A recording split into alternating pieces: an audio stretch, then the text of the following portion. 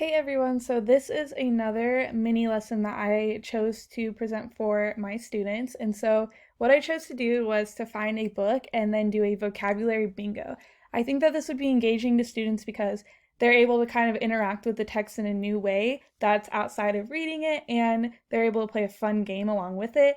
And I think that this could be used for a book that they're reading as a class or a book that they're reading individually.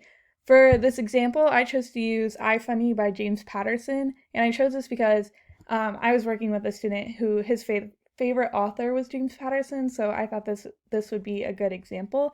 So what I did was I found a Quizlet that had a bunch of different vocabulary words to choose from. Ideally, if we were in a classroom, I would probably have the kids choose the vocabulary themselves to create this, but since we're not in that, I have this Quizlet. And then I also found online, I found a bingo card generator. So you're able to kind of type these in. I'll go ahead and show that. You're able to find a title.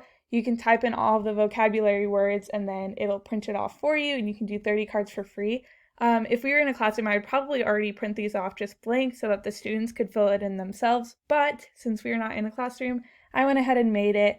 But I think that this would be a really fun activity for students because they would get the chance to kind of find their own vocabulary and then also play a game with their other students. And like I said, I think that this could be used on their own individual books. So each kid could create a different set, or I think that it would be fun to do this as a book that they were reading as a class. So this is the second mini lesson I have. And yeah, thank you guys.